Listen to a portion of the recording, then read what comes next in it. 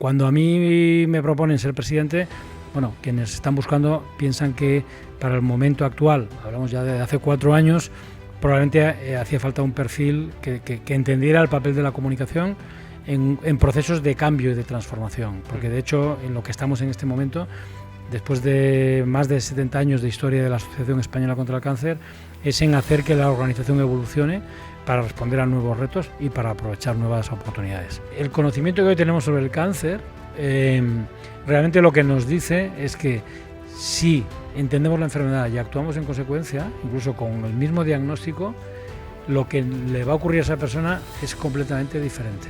Entonces, podemos, o sea, la Asociación Española contra el Cáncer hoy puede ayudar de manera efectiva para que un diagnóstico de cáncer tenga un impacto. Cuando a alguien dentro de una familia le dices tengo cáncer o viene algún familiar tuyo o alguien cercano, tengo cáncer, es como una palabra complicada, ¿no? Y hoy en día yo creo que es difícil evitar lo que decías tú, vamos a intentar llegar de 1 a 10 a que el sufrimiento sea 1 o 2, pero es difícil pensarlo, ¿no? El golf puede ser una gran escuela de aprendizaje sobre cómo tener una vida de calidad, y parte de esto tiene que ver, de hecho lo hemos hablado alguna vez, Alberto, y yo creo que tenemos que buscar un rato para hablar de esto, ¿no?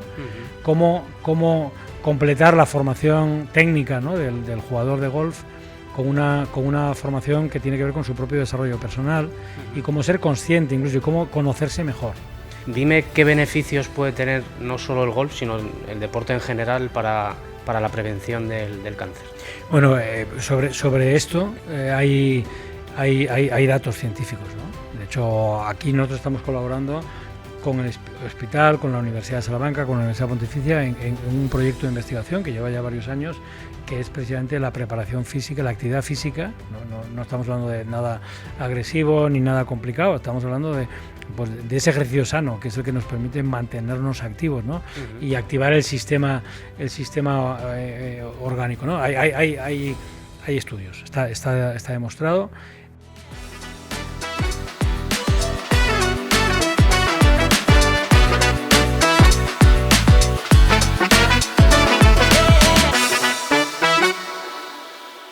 Hola a todos, estamos aquí en un nuevo episodio de Charlas con Swing y tenemos a un nuevo invitado. Y nada, bienvenido Ángel Losada, presidente de la Asociación Española contra el Cáncer en Salamanca. Nada, un gusto estar aquí con vosotros, gracias por invitarme a charlar. Bueno, vamos a empezar, Ángel, un poco hablando, te voy a hacer 2 preguntas aquí por romper un poquito el hielo. ¿Cuántas bolas crees que has perdido en la Balmuza? ¿Cuántas bolas jugando al golf? Pues solamente teniendo en cuenta esta etapa última, de estos más o menos 4 años, fácilmente... Bueno, tampoco tantas, igual 30, 40 bolas. Bueno, bien, eso nos viene bien para tener un buen cliente en la tienda. Sí, sin duda. Y otra pregunta, ¿eres más de disfrutar el golf o de sufrirlo? No, yo lo disfruto, lo tengo clarísimo. Lo tengo clarísimo.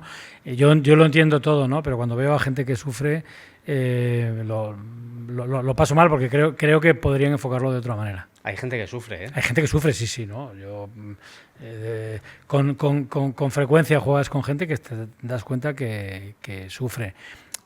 Vamos a ver, y hay veces que el sufrimiento forma parte de la experiencia positiva, pero otras veces hay gente que se le va de las manos. Bueno, vamos a empezar un poco con tu trayectoria profesional y personal. Cuéntanos, Ángel, a qué te dedicas y cómo empezaste en tu sector. O cuéntame un poco tus inicios y cómo has terminado ahora en la asociación. Sí, mira, en la asociación yo soy voluntario. Es cierto que dedico una gran parte de mi tiempo, ¿no? Y es una de mis, en este momento, de las principales responsabilidades que tengo.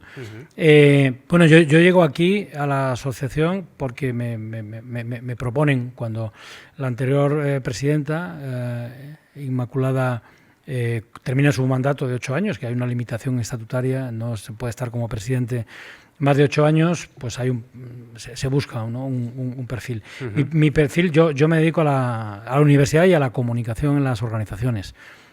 Mi cátedra en la Universidad Pontificia de Salamanca es la cátedra de comunicación corporativa, y yo trabajo los temas de la comunicación en las organizaciones privadas, en las empresas, en las instituciones y también en el ámbito político. Esa es mi trayectoria a nivel académico y también a nivel profesional, ¿no? Cuando a mí me proponen ser presidente, bueno, quienes están buscando piensan que para el momento actual, hablamos ya de hace 4 años, probablemente hacía falta un perfil que entendiera el papel de la comunicación en procesos de cambio y de transformación, porque de hecho en lo que estamos en este momento, después de más de 70 años de historia de la Asociación Española contra el Cáncer, es en hacer que la organización evolucione para responder a nuevos retos y para aprovechar nuevas oportunidades. Entonces, por ahí viene un poquito el ámbito, ¿no? Yo mi mundo profesional lo empecé estudiando en la Universidad Complutense, estudiando periodismo, aunque antes de terminar la carrera ya estaba enfocado a estos temas de la comunicación en las organizaciones.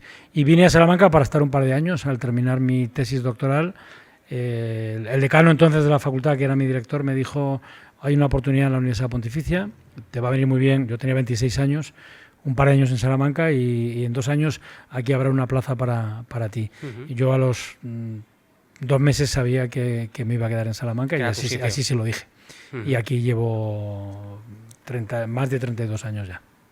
Cuéntanos un poco cuál es la función principal de la Asociación Española contra el Cáncer. Yo creo que prácticamente todo el mundo lo conoce, pero ¿cuál es la función principal o qué objetivos tenéis aquí en Salamanca con la asociación? Mira, el objetivo, evidentemente el nombre ya dice contra el cáncer, ¿no? Bueno, este es un nombre que se puso hace 70 años, ¿no? Donde el cáncer era algo desconocido. Yo creo que ni siquiera en aquel momento se imaginaba el impacto que iba a tener en la sociedad, ¿no? Es la primera causa de muerte en España y además es una enfermedad que tiene unas implicaciones sociales como yo creo que casi ninguna otra, ¿no? En sentido global al menos casi como ninguna otra. Realmente hoy, 70 y pico años después, en un par de años se cumplirán los 75 años, sabemos mucho más sobre el cáncer. De hecho, parte de la misión de la asociación ha sido el colaborar en el conocimiento del cáncer, en seguir innovando en nuevos tratamientos más eficaces que incrementen la esperanza de vida de los pacientes con cáncer, pero también acompañar a los pacientes y a sus familias para que el impacto del cáncer sea lo menor posible en el bienestar de la persona con cáncer y de sus familias. Y por otro lado, yo diría que este es el desafío más importante y más difícil, el conseguir reducir el número de diagnósticos de cáncer, porque hay una prevención efectiva, que eso se consigue promocionando la salud. Esto que es la misión a nivel nacional y que además trabajamos a nivel internacional, a nivel global, formando parte, incluso liderando muchos proyectos en el ámbito, por supuesto, europeo, pero también a nivel mundial, es dar una respuesta global de todas las personas que tienen algo que contribuir para que el cáncer no sea un obstáculo para una vida plena. Ahí me llama mucho la atención, en una charla que diste aquí hace 1 año o 2 años en el torneo que hacemos aquí en la Balmuza apoyando a la asociación, que no sé si la fecha era 2030, 1 de cada 3 personas, que ya cuando dijiste esa cifra la verdad que se me vino el mundo abajo, 1 de cada 3 personas va a tener cáncer. Pero claro, es lo que decías tú, ¿no? Hay que analizar bien esa frase. ¿Qué se puede hacer para que al que le toque pueda salir adelante? Sí, fíjate, la cifra son previsiones publicadas en informes de revistas científicas. Es para 2030 1 de cada 2 hombres. 1 de cada 2 hombres. Sin embargo, paradójicamente, aunque sabemos por qué, choca, hay más incidencia en hombres que en mujeres. En hombres. Y sin embargo los hombres nos dejamos ayudar o hacemos menos cosas para ayudarnos, para evitar cáncer o para cuidarnos cuando hay un diagnóstico de cáncer, ¿no? Me preguntabas antes, que te dejé la pregunta así medio en el aire. En Salamanca en concreto, mira, en Salamanca en concreto para mí, o sea, yo en el julio pasado, este verano cumplí ya 4 años como presidente. Quiere decir que máximo me quedan 4 años. Mi gran objetivo, no el mío, sino el que a mí me gustaría que consiga la asociación, es que cada vez menos personas con un diagnóstico de cáncer se sientan totalmente confundidas, como todavía está pasando, sientan miedo o incluso de alguna manera en algún ámbito sientan la indiferencia, ¿no? de la sociedad en su conjunto, o incluso de personas que forman parte de su entorno, como puede ser su propia empresa o su círculo de relaciones sociales, ¿no? Porque el conocimiento que hoy tenemos sobre el cáncer realmente lo que nos dice es que si entendemos la enfermedad y actuamos en consecuencia, incluso con el mismo diagnóstico, lo que le va a ocurrir a esa persona es completamente diferente. Entonces, la Asociación Española contra el Cáncer hoy puede ayudar de manera efectiva para que un diagnóstico de cáncer tenga un impacto, pues si hablamos de un máximo de 10, que pueda tener un impacto de 1 o un impacto de 2. Esto significa ahorrar mucho sufrimiento, que es evitable y que tiene que ver con el conocimiento. En Salamanca hay personas que son punta de lanza en la innovación y en la investigación contra el cáncer en todos los ámbitos, no solamente biomédico, también clínico, también social. Por tanto, yo creo que tenemos un compromiso ahí mucho mayor que otros entornos, otras provincias, para que se socialice ese conocimiento y podamos ayudar a las personas con un diagnóstico de cáncer y podamos ayudar a las personas, especialmente a los jóvenes, ahí es donde está el reto de la prevención, a tener una vida que realmente no active el riesgo que toda persona tiene cuando vive muchos años de padecer cáncer. Es un objetivo realista, es un objetivo ambicioso y realmente sería un cambio importante en la sociedad, sería una contribución a la sociedad realmente importante. Es verdad, como bien apuntas, ¿no? Que cuando alguien dentro de una familia le dices tengo cáncer o viene algún familiar tuyo o alguien cercano tengo cáncer, es como una palabra complicada, ¿no? Y hoy en día yo creo que es difícil evitar lo que decías tú, vamos a intentar llegar de 1 a 10 a que el sufrimiento sea 1 o 2, pero es difícil pensarlo, ¿no? Yo que me gusta leer y leo sobre estas cosas, porque es verdad que tengo familiares médicos, además, oncólogos y demás,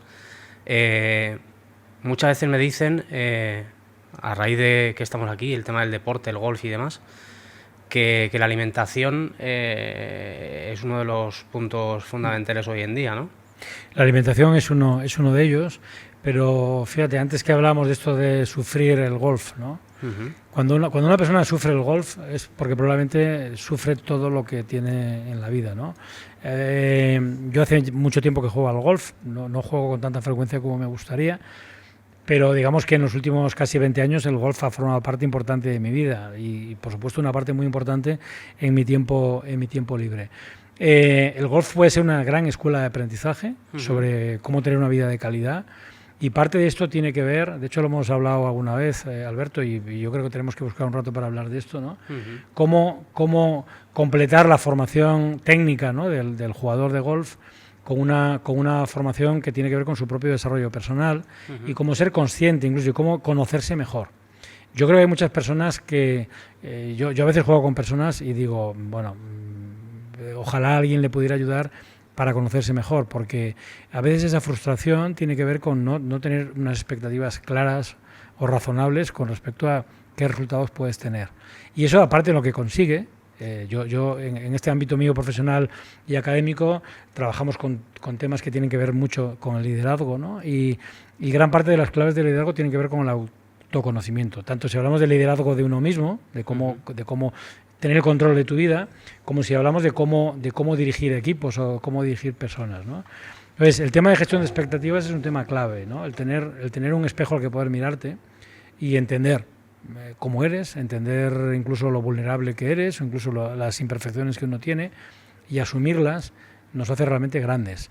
Y yo creo que el golf, desde luego, nos genera muchas oportunidades para reconocer esa vulnerabilidad, esa imperfección, no como una renuncia o como un conformismo, no, todo lo contrario. Porque si no asumimos realmente que no somos capaces de todo, realmente no podemos mejorar. Y esto tiene que ver directamente con la capacidad de aprender.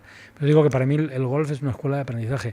Yo he hecho diferentes deportes. He jugado al tenis, el fútbol ha sido parte de mi infancia y de mi juventud. Me encanta la bici.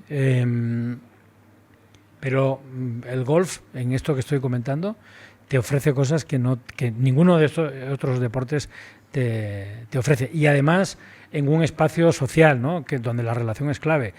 Yo muchas veces me gusta venir cuando puedo, jugar solo, en un proceso más introspectivo, de vas pensando en lo tuyo, haciendo una actividad que te ayuda a concentrarte, pero realmente la máxima expresión del golf es cuando juegas con gente, ¿no? Y cuando, incluso respetando estas normas de etiqueta del golf, ¿no? Donde cada uno tiene que ocuparse de lo suyo. Sí. Bueno, hay muchas maneras de ayudar, incluso respetando las normas del golf, porque vamos juntos, ¿no? Y haces un recorrido que esto es la vida, ¿no? La vida es un recorrido que cada uno hacemos solos, pero cuando lo hacemos juntos la cosa cambia. Hombre, es verdad, y el golf, ¿no? Te permite, que en otros deportes es un poco más complicado, lo hablábamos con algunos otros, que te permite jugar.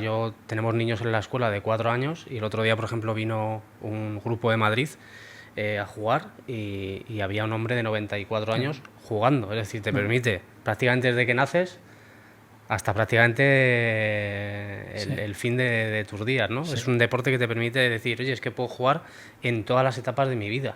Sí. O sea que... Mira, yo cuanto más juego al golf, más admiro, y yo no he leído mucha historia sobre el golf, ¿no? La verdad que me gustaría tener más tiempo para poder hacerlo, porque tengo mucha curiosidad, pero realmente quién o quienes inventaron las reglas del golf, todo ese sistema de reglas que tiene que ver con unos principios, primero que son de relación de máximo respeto con la naturaleza, pero por otro lado que te obligan realmente a concentrarte, a sacar lo mejor de ti mismo, que te desafían, que te ponen en tu sitio. O sea, el número de hoyos hace que da igual cómo empieces, da igual difícil, tal, al final sale lo que tienes. Exacto, sale lo que tienes, y tu capacidad de concentración es una variable clave. La propia retroalimentación que te van dando los resultados te puede llevar a confundirte, ¿no? Y a tomar malas decisiones. Claro, es un juego donde la estrategia es una parte muy importante, ¿no?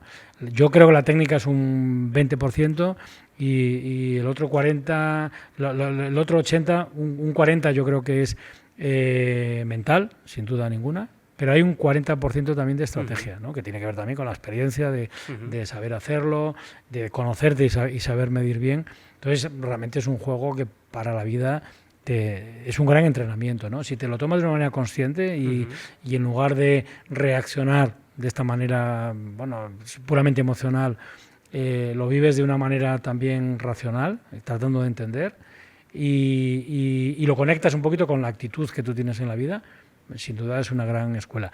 Creo que el error es confundir y decir, oye, hoy me ha ido bien en el golf, me va a ir bien en la vida, ¿no? O al revés, aunque yo personalmente puedo decir que si tengo un momento de confusión, de que tengo muchas cosas a medias en mi vida, en lo profesional, tal, prefiero no venir a jugar porque sé que la experiencia no va a ser Vas a venir estresado, ¿no? Exacto.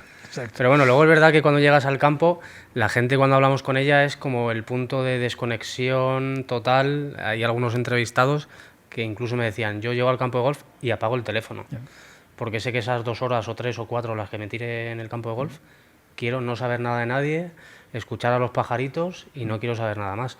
Y todo esto vinculado, lo quería vincular contigo, hemos hablado de alimentación, del deporte en general, que me hablabas que hacías un poco de todo. Dime qué beneficios puede tener no solo el golf, sino el deporte en general para la prevención del cáncer. Bueno, sobre esto hay datos científicos, ¿no? De hecho, aquí nosotros estamos colaborando con el hospital, con la Universidad de Salamanca, con la Universidad Pontificia, en un proyecto de investigación que lleva ya varios años, que es precisamente la preparación física, la actividad física. No estamos hablando de nada agresivo ni nada complicado, estamos hablando de ese ejercicio sano, que es el que nos permite mantenernos activos, ¿no? Y activar el sistema orgánico, ¿no? Hay estudios, está demostrado, tanto desde el punto de vista de la prevención de la salud, porque al final todo está relacionado, ¿no? Si tú estás 4 horas jugando al golf en un entorno natural, el resto del día y lo que va a pasar y lo que vas a hacer antes va a estar condicionado también por hacer una alimentación sana, por descansar lo necesario. Evidentemente la gente que tiene problemas de sueño, yo creo que le vendría genial, ¿no? Llegar cansado, ¿no? Llegar y cansado. Decir, ya me relajo del día y caigo. Exacto. No, sin duda, vamos a ver, nuestro organismo es un montón de partes que cuando no funcionan de manera ordenada, pues es cuando las cosas van mal. Entonces está estudiado los factores que influyen, la alimentación, por supuesto los tóxicos, el alcohol, cuantitativamente todavía mucho más el tabaco. Yo a veces sí me da pena, ¿no? el ir por el campo y que primero a gente que está fumando, que debería ser un momento en el que no necesitas nada que te relaje, ¿no? Porque ya tienes otros estímulos. Y por otro lado, la mala educación, además de dejarlo caer. Es cierto que no pasa mucho, por eso digo que cuando lo veo, de alguna manera, como que. Bueno, parece que eso. Que no... dentro de poco o no mucho tiempo, parece que se está hablando. Yo, cuando voy a algún evento de la parte nuestra del golf, que se está hablando que en instalaciones deportivas. Sí. Creo que, aunque sean al aire libre, creo que se va a terminar. Esto es inminente. Lo de fumar. Esto es inminente, porque en realidad lo que hace falta es un cambio cultural que todo suma, ¿no? Si el tabaco tiene un precio, no como el que tiene ahora, que para otros países somos el estanco, ¿no? Porque esto es mucho más barato. Si además está regulado y hay cada vez más espacios libres de humo, es otra de las actividades con las que estamos trabajando con instituciones, ¿no? Liberar espacios de humo, porque el impacto es no solamente para el que fuma, sino para las personas que están alrededor. En una terraza, esto que se ha hablado tanto, en una terraza, pasivo, 8 metros a la redonda, durante 14 horas, hay una parte importante, no el 100%, pero más del 60% de los tóxicos están afectando a la gente que está ahí, incluidos niños, ¿no? Entonces, no, las claves de la salud tienen que ver con esto.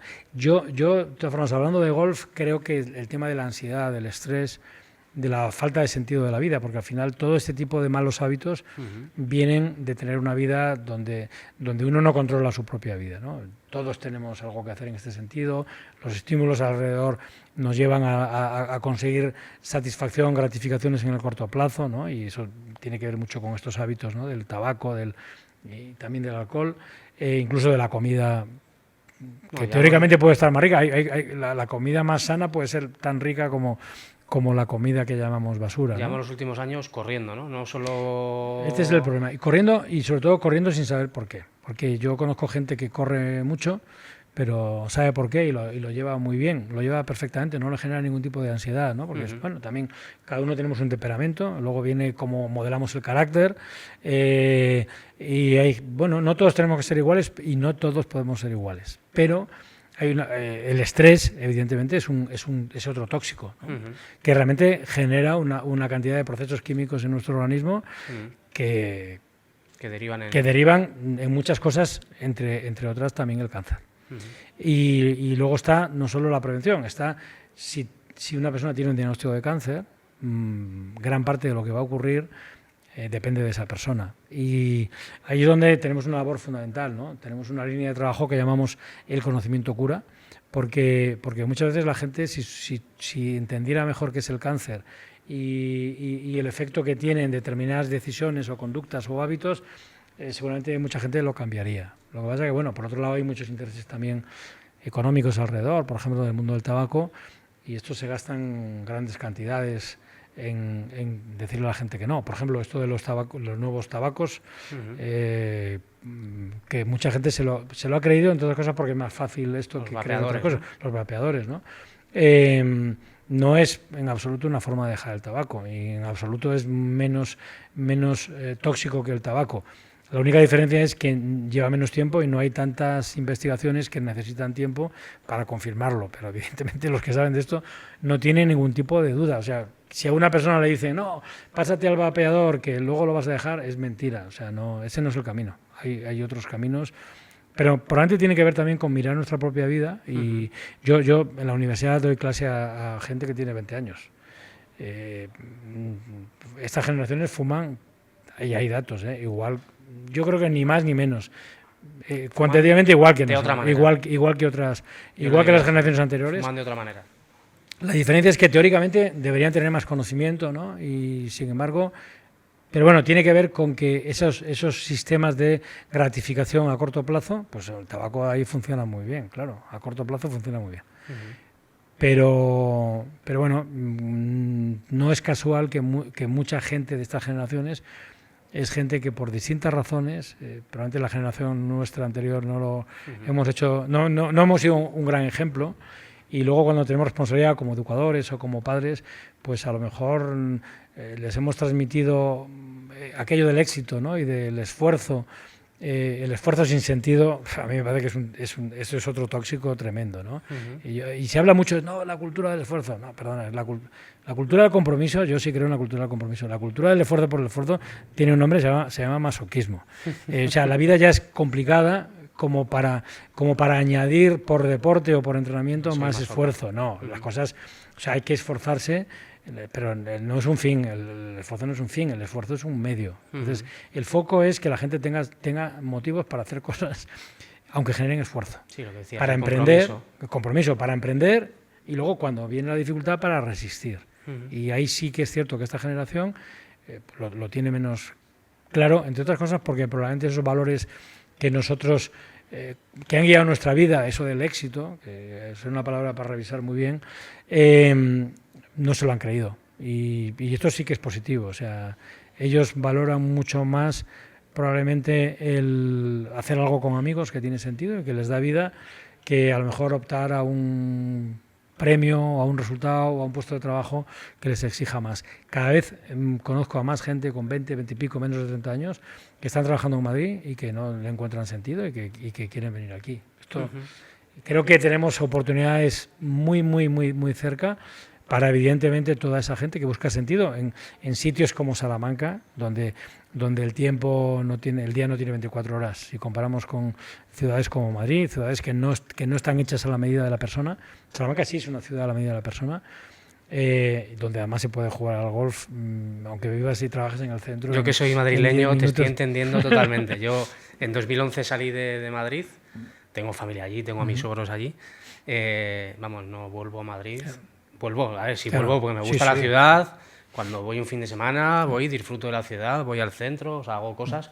Pero es verdad que aquí, lo primero, me quito el estrés, me quito el tráfico, me quito muchas cosas que dices, es que al final lo que busco es tranquilidad, calidad de vida, calidad para mi familia y creo que lo he encontrado fuera en una provincia como Salamanca. Sí, la verdad que es un lujo y bueno, de ahí la responsabilidad también de eso aprovecharlo, ¿no? Lo que no se puede vivir en Salamanca como si viviéramos en Madrid, no nos podemos contagiar, porque luego al final todo está conectado, ¿no? Y consumimos la misma radio, la misma televisión, las mismas redes sociales y a veces mucha gente se mete en esa dinámica cuando, perdona, aquí esto es otra historia. Me gusta eso que has dicho de la gente que se pone la disciplina de, no, son mis 4 horas, me voy al campo de golf.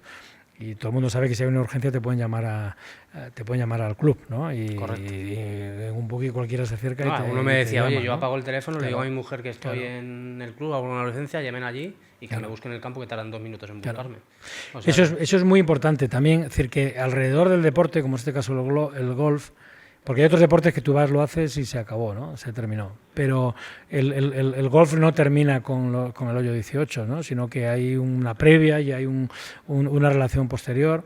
Concretamente aquí en el club, yo la verdad que estoy encantado de ese ambiente que hay, ¿no? Y que lo tenemos que cuidar mucho entre todos, ¿no? Donde siempre se escucha cualquier sugerencia, donde hay una voluntad de mejorar. Vemos al propio Eustaquio Andrés, ¿no? Ahí mirando cada detalle, ¿no? Cada detalle y no conformándose con nada, pero también siendo realista y sabiendo que las cosas llevan tiempo y que hay cosas que dependen de todos, ¿no? Y que las tenemos que hacer entre todos. Yo, por eso, cualquiera que nos pueda escuchar que no haya jugado al golf, yo se lo recomiendo porque esa era una de las preguntas que te quería hacer, pero un entorno. ¿Qué le recomendarías a alguien si no juega al golf? O sea, ¿le recomendarías jugar y por qué? Mira, ayer precisamente me encontré con un compañero que tiene dos niñas pequeñas.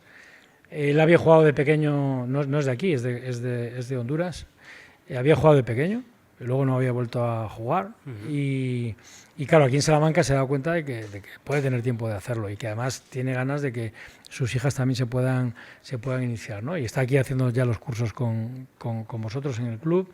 Y bueno, yo lo veo que está ansioso, ¿no? Y está ansioso porque se da cuenta que realmente el tener el golf como una referencia en tu día a día, aunque luego te tires tiempo sin jugar, te hace ya estar concentrado en cosas que son gratificantes y que te permiten tener un entorno de relación sano y Y sano quiere decir de aprender, o sea, cada día es diferente. O sea, mucha gente que ve el golf desde fuera puede decir, oye, pero es que esto, primero la pelotita, parece que no es deporte, siempre lo mismo, el campo es el mismo, ¿no? Y la realidad es que el campo es completamente diferente y si jugaras dos recorridos al día, el segundo no tiene nada que ver con el cada día es un día diferente. Y cada día es un día diferente. Y el propio entorno del club también, porque al final se hace entre personas. O sea, yo por eso sí que lo recomiendo. Y luego se sorprenderían de la cantidad de ejercicio que se hace. Al final estás en una ronda completa a más de 4 horas andando. Más de 4 horas andando, activando prácticamente todo el cuerpo, claro. ¿No? Todo el cuerpo. Y luego este sistema a mí me parece que es parte del éxito del modelo del juego, del handicap, ¿no? En realidad, uno compite contra sí mismo, lo cual quiere decir que el reto no es que nadie lo haga mal, el reto es que tú lo hagas lo mejor que eres capaz de hacerlo. Y esto es muy sano. Y luego, el hecho de poder jugar de manera que tenga sentido hasta el último golpe, porque el handicap, ya digo, está muy bien. O sea, esto con gente la inteligencia artificial de distinto nivel, que realmente compiten hasta el último, y normalmente se compite hasta el último. Sí, yo le decía a alguno, digo, es que es lo que te permite el handicap en el golf, porque yo me pongo a jugar un día un partido contra Nadal y ni aunque me dé 2 sets y 5 juegos, no lo voy a ganar. Desafías, me le va a dar la vuelta al partido seguramente. Y en el golf puedes perfectamente jugar un handicap de iniciación, que es handicap 36, que son los golpes de ventaja que tienes que dar sobre el campo, contra un profesional y poder ganar el que empieza contra el profesional. O sea, que eso es lo que te permite el golf. Y le puedes ganar. Y sobre todo esto, que es decir, que es que al final es un juego que depende mucho de ti. Hombre, hay tantas modalidades de juego además, o sea, aunque es el mismo campo y al final la pelotita tiene que entrar 18 veces, pero hay muchas modalidades de juego, ¿no? Realmente yo creo que es un deporte que lo que hace es contribuir al desarrollo, tanto si tienes 18 años o 8, como si tienes 90 años, o sea, perfectamente se puede jugar. Antes, ¿no? Desde el inicio hasta el fin. Ángel, cuéntanos cuándo cogiste tu primer palo. Mira, mi primer palo, pues yo creo que hace unos 20 años. Yo durante una etapa trabajé, parte de las cosas que hacía estaba muy cerca del campo de golf, en la Fundación de Mariano Rodríguez, entonces el campo de Villamayor.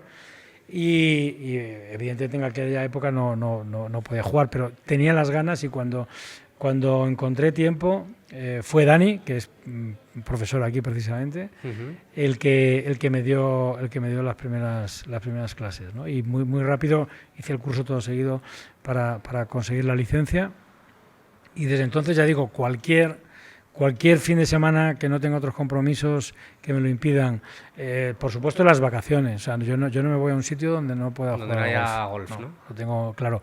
Cuando viajo, que estoy algún tiempo seguido en algún sitio, tengo que jugar al golf, o sea, porque también luego te das cuenta que también es diferente, o sea, no tiene nada que ver. Es lo mismo, tú puedes jugar con cualquier persona, o sea, tú te vas casi todos los años voy a San Antonio, en Texas, y bueno, allí te vas, no conoces a nadie y que juega al golf, pero vas y juegas al golf, ¿no? Y el juego es el mismo, es cierto que luego, pues claro, hay cosas que son distintas, ¿no? No solo porque en lugar de metros vayas con yardas, ¿no? Y al final, por mucho que lo sepas, llega un momento que te confundes. Sino porque la cultura es distinta y también el golf se adapta a la cultura de cada sitio. Entonces es muy interesante. Mira, ahora hablando de esto, me acaba de venir a la imagen algo en lo que no pensaba hace tiempo. Recuerdo en Guatemala estar en un campo de golf que luego cuando hubo una erupción muy fuerte del volcán, que hubo muchas víctimas, el campo quedó arrasado me ha venido ahora a la mente la pena que me dio cuando después lo vi. Yo había estado un mes antes en ese campo de golf, sí, al lado de la antigua ciudad de Guatemala. Bueno, ahora que seguimos hablando del golf y cómo empezaste, aquí en La Balmuza llevamos ya desde prácticamente que abrimos, haciendo todos los años el torneo de la Asociación Española contra el Cáncer en Salamanca. ¿Qué supone para vosotros hacer ese torneo aquí en La Balmuza? Mira, la verdad que para nosotros el torneo, por todo lo que hemos dicho sobre la importancia del golf y la salud, y sobre todo la importancia del golf también cuando uno tiene problemas de salud, no solo como prevención, sino también como recuperación, para nosotros hacer un torneo de golf es clave. Por muchas razones. Evidentemente hay siempre unos resultados económicos gracias a la generosidad también del club. Pero yo diría que no es lo más importante. Lo más importante al final es que nos permite, el torneo nos permite explicar qué es lo que hacemos, y nos permite explicar también a la gente cómo el golf puede ser útil para la salud, y luego nos permite, por otro lado, también llegar a mucha gente, ¿no? que se da cuenta cómo somos, ¿no? Yo creo que podemos presumir de una organización formada básicamente por voluntarios, ¿no? La gente que está en el día a día de la asociación, estamos hablando de alrededor de 400, 500 personas en Salamanca. La plantilla son 10 personas. No haríamos casi nada de lo que estamos haciendo si no hubiera ese músculo de personas que lo hacen de manera voluntaria. Incluso aquí en el propio club hay un grupito de voluntarios que me consta que hay mucha gente que quiere incorporarse y que va creciendo, y que entonces ahí nuestro desafío, como lo estamos viviendo ahora, es hacer más cosas para que esto pueda funcionar, que el propio torneo que hagamos ya tenemos fecha, ¿no? Creo recordar el 8 de... No me quiero equivocar, pero creo que es el 8 de mayo. Creo que hacer incluso varias modalidades de juego, ¿no? y que una de ellas pueda ser por parejas. Creo que el reto que tenemos requiere jugar al golf por parejas. Y luego yo estoy hablando ya, aprovechando que formo parte del Consejo Nacional y que tengo relación con muchos otros presidentes, organizar un circuito, y que mi sueño es que la primera fase final de ese circuito pues sea aquí en la Balmuza. Se agradece. Así que estamos trabajando en ello. Muchas gracias, Ángel. Ángel, te iba a preguntar, ¿qué eres? ¿Más de la salida aquí en el campo de la Balmuza? ¿Eres más de la salida del 1, del approach en el hoyo 9 o de la cervecita en el 19? Vamos a ver, claro, si me obligas a elegir, renunciar a la cervecita al 19 es complicado. Es complicado. Vale, pero... Y bueno, cervecita sin alcohol, ¿eh? Vamos a ver, el tema de la salud tiene que ver, como con todo en la vida, tiene que ver con cada cosa en su justa medida, ¿vale? No creo que... Vamos, de hecho, ningún científico de los que yo conozco recomienda a las personas tener una vida en una burbuja, ¿no? Y evidentemente hay un contexto social, hay que vivir, también hay que disfrutar, hay cosas que nos gustan que no son tan sanas, pero la clave de manejar esto bien es encontrar el momento y la medida para todo, ¿no? Y luego, si tuviera que elegir entre la salida, me gusta mucho la salida del 1, mucho, aunque me desafía mucho, normalmente me voy a la derecha. Sí. Pero si tuviera que elegir entre la salida del 1 y el 9, ¿no? ¿Hemos dicho el 9 o el 5? El approach en el 9. El approach en el 9. Pones el arito antes del green. Sí, me gusta mucho. Y bueno, gané un concurso de approach del torneo precisamente en el primer golpe. Que venía precisamente de una cosa que había terminado, mi segunda tesis doctoral que había defendido ese día. Vine absolutamente relajado después de 6 años de trabajar en una cosa que terminó, y yo creo que eso me hizo mirar, o sea, quitarme, porque el golf además es como la vida, o sea, si te quitas las distracciones, al final tu cuerpo es capaz y tu mente es capaz de conseguir el desafío, ¿no? Y yo creo que ese día venía tan relajado y tan concentrado. Como dicen hoy los jóvenes, ibas focus. Iba focus, exacto. No, es una palabra clave para el golf y para la vida. O sea, de hecho, la gente que con su forma de vida contribuye a su salud es la gente que está enfocada, que tiene una razón, que tiene claro, que es consciente de la razón de ser a la que quiere entregar su vida, y que por tanto que cuando consigue resultados está feliz, y cuando no los consigue sigue estando motivada y feliz porque tiene que seguir trabajando para conseguir eso, ¿no? Y eso vale también para el golf. Cuando nos estamos pendientes de lo mal que hice el golpe anterior, el siguiente va a ser mucho peor todavía. Ángel, vamos a pasar porque yo me informo, esto es como cuando vas a los programas y te cuentan algún par de anécdotas, ¿no? Te voy a sacar un par de anécdotas a ver si luego adivinas quién me lo ha contado. Venga. Me dicen que tus anécdotas, además todas las que me han contado, van en relación al agua. Ajá. Piensa un poco. Sí. Te cuento algunas y ahora me las... Una cosa estoy recordando. Me las amplías. Venga. Me dicen que todas las nocheviejas por las mañanas es impepinable que juegues con tu cuñado Pedro. Exacto. ¿Vale? Da igual el sitio que juguéis ese día de Nochevieja, Madrid, Salamanca y tal, que siempre os llueve, ¿vale? ¿Sigo? Sí. Esa es 100% cierta.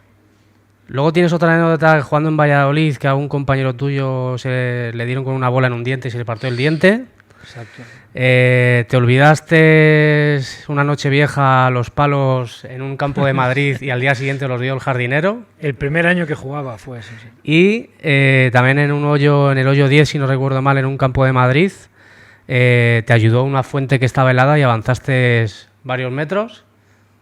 Fíjate, esa no me acordaba, me acabo de acordar ahora. ¿Sí? ¿Es verdad? Sí, es verdad. Y luego fuera del golf, también, como el agua va vinculada a todas estas cosas, en un viaje a Venecia te caíste al canal.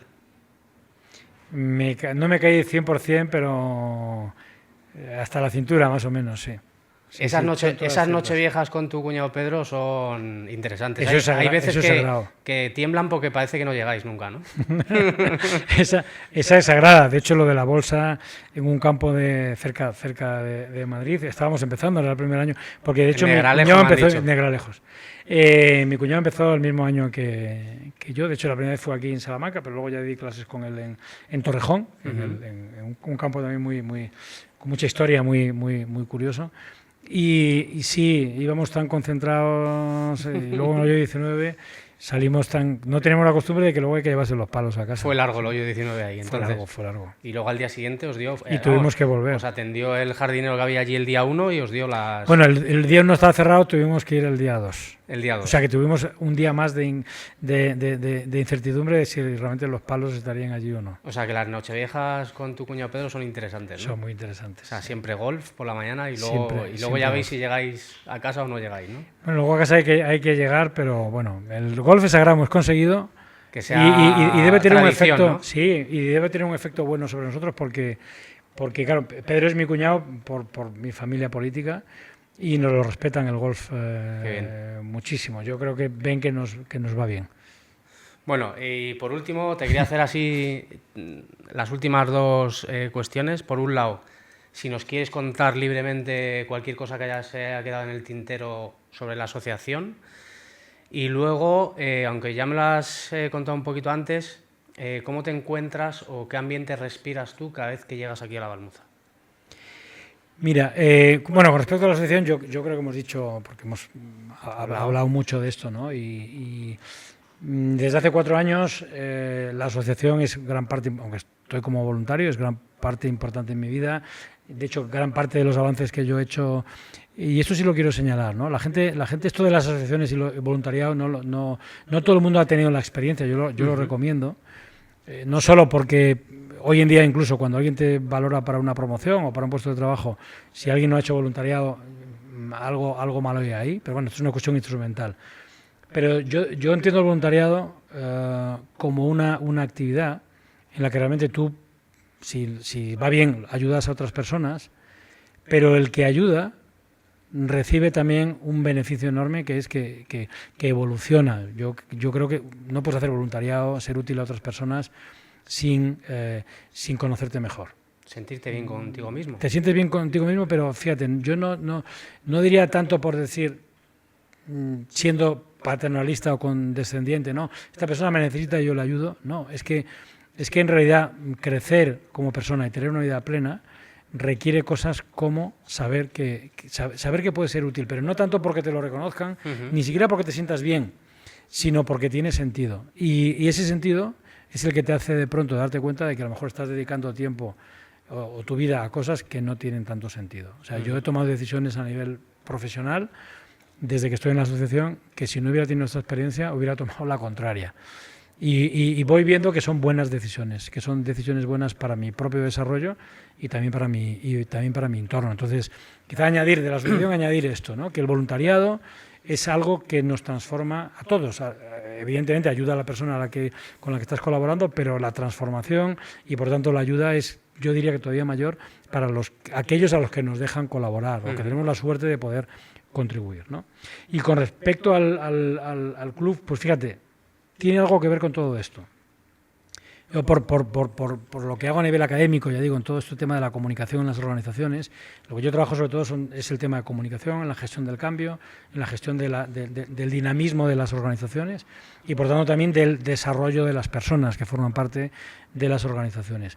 Está clarísimo que una organización sana es aquella que da la oportunidad a todo el mundo de contribuir, de cambiar algo.